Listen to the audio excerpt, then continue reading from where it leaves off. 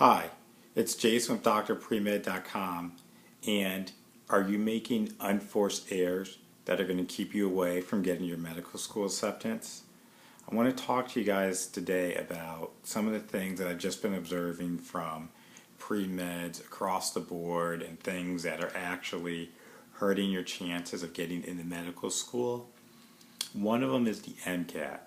The MCAT's a test you want to take once and only once. It's the number one factor that goes into medical school admissions decision, and you want to take it extremely seriously. Unfortunately, too many students believe that there's an artificial timeline and they just need to take the MCAT today even if their scores aren't where they need to be. Or they've been told by a Prehealth advisor or some type of program that they want to apply to, like a grad school or something, or a remedial type program to get them ready for medical school, that they need to submit the MCAT by a certain date. And unfortunately, people are thinking only short term about getting that MCAT in so they can have a score, but not realizing that when you take the MCAT, that score is going to follow you around for the rest of your career in medicine. And if you don't have a top score, you're not going to be able to move forward and do the things that you want to do to ultimately become a physician. One of the biggest things is you might not even get into medical school if you have a low MCAT and you have to take it multiple times, because no one's going to hear the reason why you took the MCAT and didn't do well on it, or why there are multiple attempts at it. Because here's how medical school admissions work. There are way too many qualified applicants than seats available. So what schools do, imagine this, your medical school, you're going to receive over 12,000 applications for only 150 spots.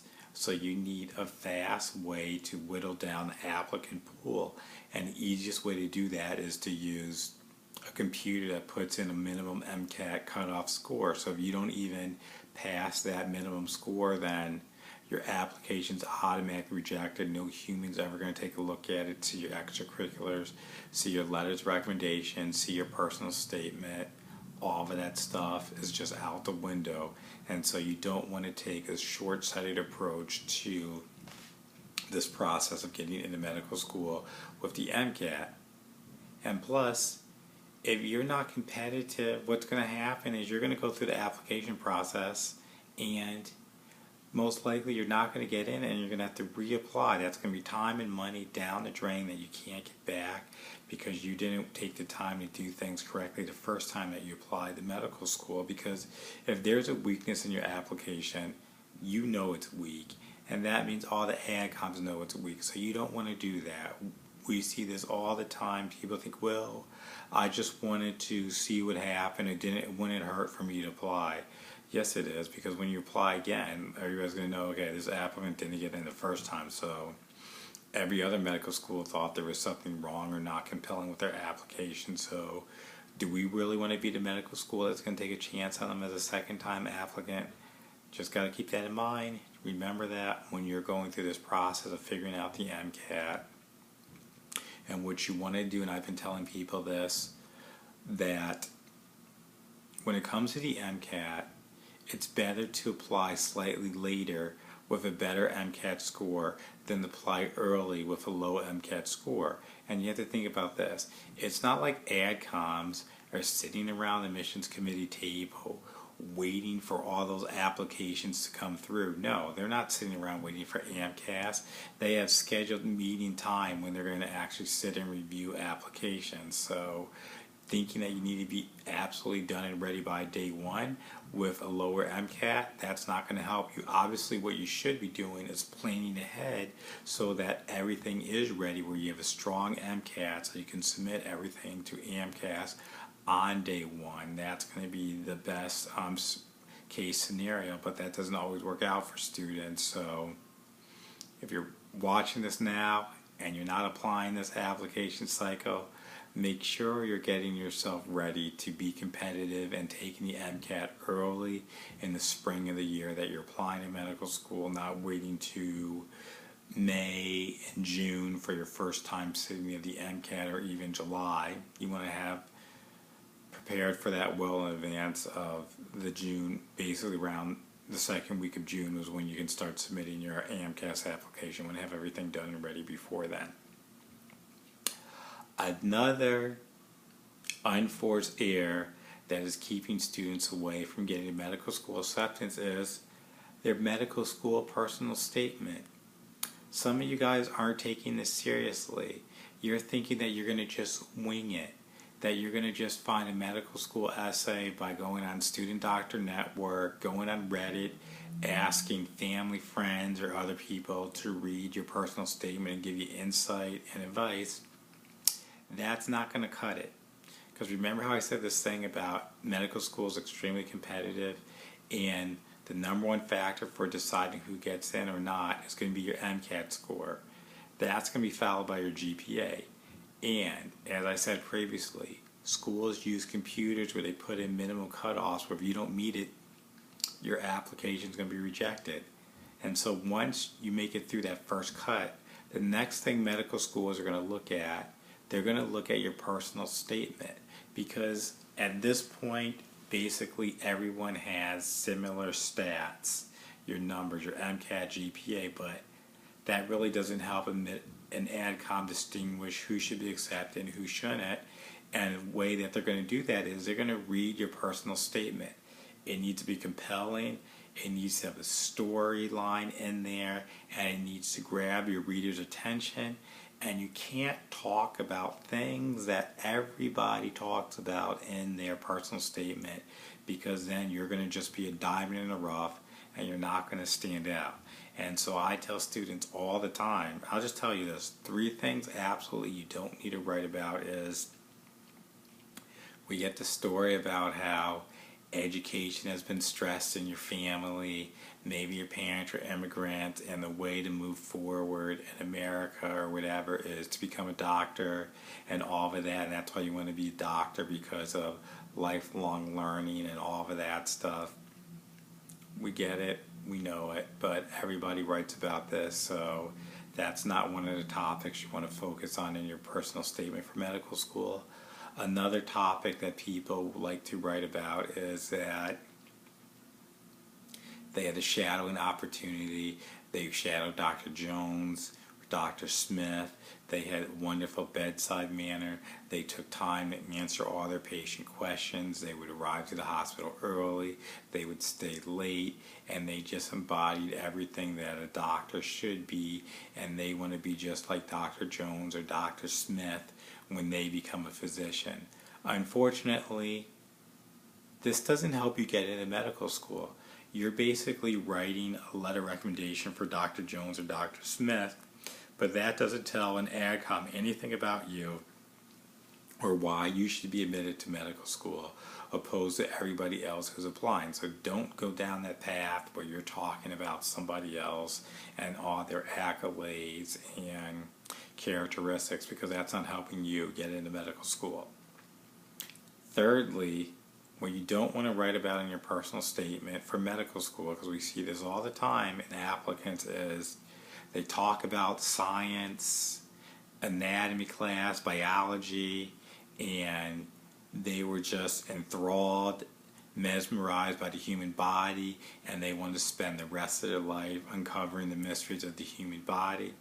Nope, nope, nope, don't do that. We understand that might be one of your motivations for medicine, but everybody else is writing about that, and you're not going to stand out, and you're not going to get into medical school unless you have some very unique, compelling twist on these topics. You don't want to write about them because it's not helping you get forward in the process of getting into medical school.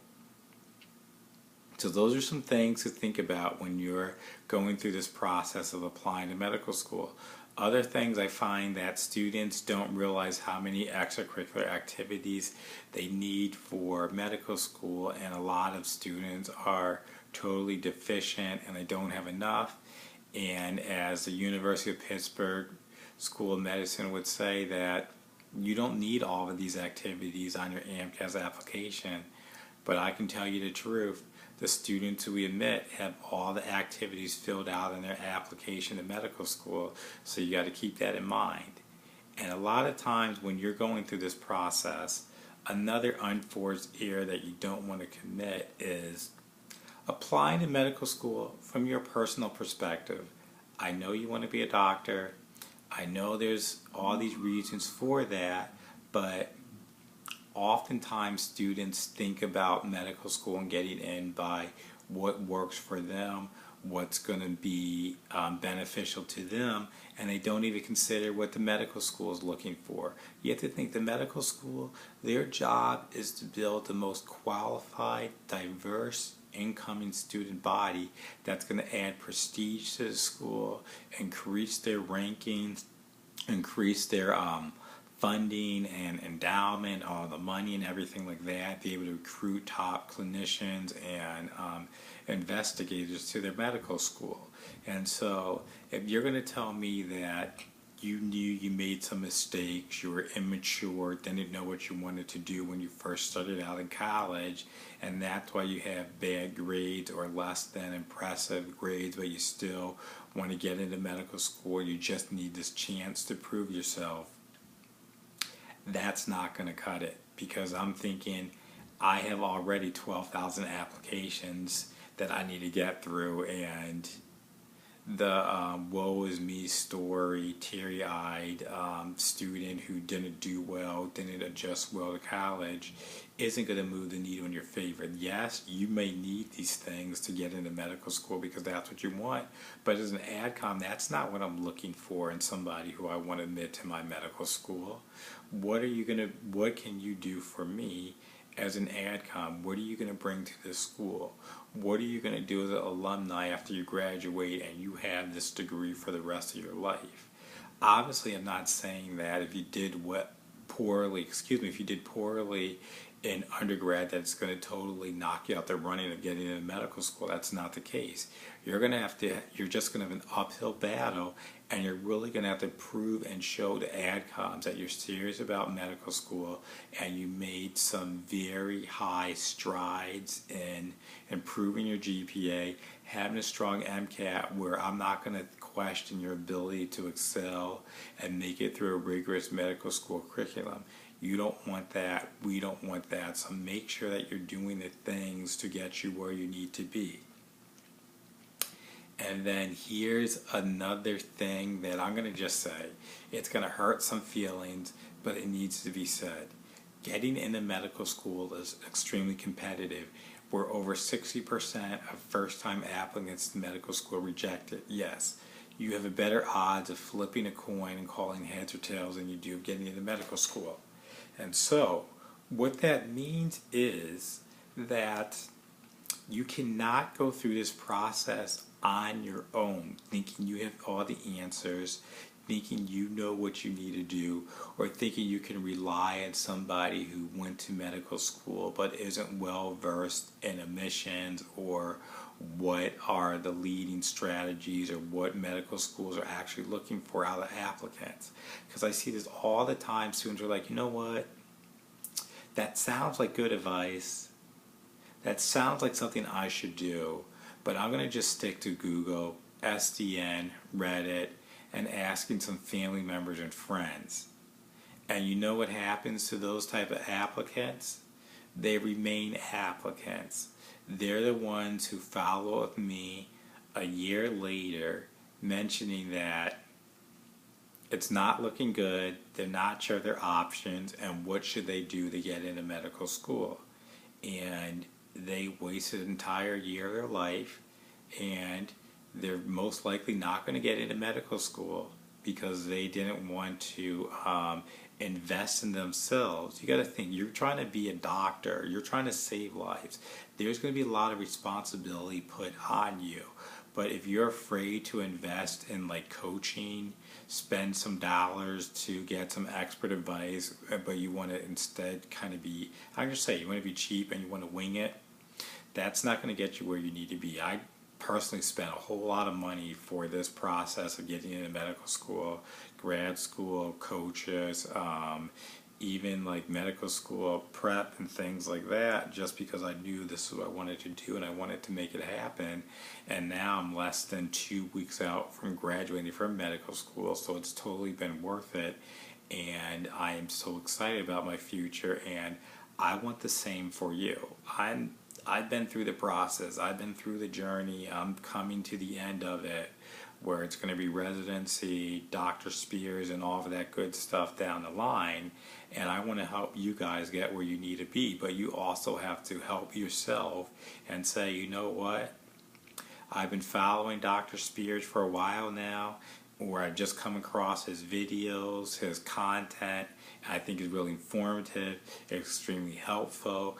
And so if he's making an offer to help me, then I probably should take him up on that, because I don't want to be like those other students I hear Dr. Spears talking about who decide that, no, that might be a little bit too much of an investment to make, but then find out that everything they wanted didn't happen, they didn't get into medical school, or they're going to give me what I like to call the BS excuse that they decided they wanted to go to a Caribbean medical school as opposed to one in America. You're lying to yourself, and everybody can see through it, and that's not what you want to do. If you really want to get into medical school, I can help you get there, but you got to be honest, forthright about it, and you can't be like, oh, well, yeah, I didn't get in to an American medical school, but I really wanted to go to the Caribbean and be on like beaches and all of that stuff. No, you don't, because you know that you're going to have a very hard time getting a residency position, and you're going to spend more money, and a lot of those schools, they'll take more students than they know are going to pass. And so then you're going to like go through, I think they're on terms in the Caribbean, and you're going to go through 1 or 2 terms, and then you're going to be informed that you're not making satisfactory academic progress, and you're going to get kicked out of the school, and then you're going to have like $40,000-$80,000 of student debt for 1 year, and you're going to have nothing to show for it, and you don't want that to happen. So I'm telling you right now, if you're serious about this process of getting to medical school, reach out to me. I'll provide the link for you, and get on a phone, hop on an hour consulting session, and I'll map out everything for you. And if you're actively applying, sign up for one of my application coaching packages and get help with everything that you need for medical school. And I'll tell you, last year 100% of the students who worked with me, they got into medical school. I can tell you though that one of the students actually, so let me be honest with you, because I want to be honest and full disclosure with everything. 100% of the students who work with me got into medical school, American medical school. The caveat being with that, one of the students I worked with, their parents paid for the service, and so they weren't 100% invested in this process, and ultimately they decided that they wanted to do things on their own, and me and the student parted ways because I just knew it wasn't going to be a good fit or anything like that. And then when I followed up with the student, they did not get into American medical school. They're going overseas somewhere to pursue medicine. And that's really unfortunate, because if they were invested in this process and actually took my advice and worked with me throughout the application process, not for just 2 weeks, I can guarantee that they would have been in American medical school, and they would have been very happy about their future.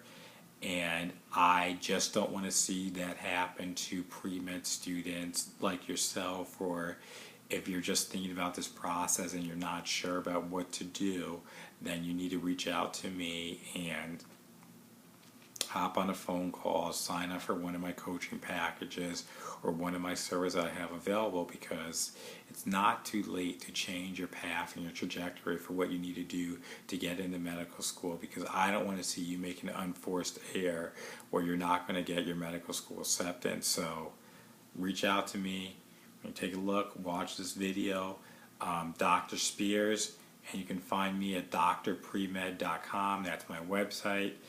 lots of information out there, and also where you can sign up for one of my coaching packages or one of my services or anything that I have available to help you get to the next level. But it's not something that you want to sit back, think about, because you know you want to get into medical school, you know that's your future, that's your dream. So invest in yourself and start taking the steps that you need to do so that you can become a doctor. And I get this all the time. Students say that one day I hope to follow in your footsteps. Well, I'm giving you the framework, I'm giving you everything that you need to do for that, but you have to invest in yourself to make that happen. So if you're serious about that, then reach out to me. I look forward to helping you earn your white coat and stethoscope. Again, this is Dr. Spears with drpremed.com.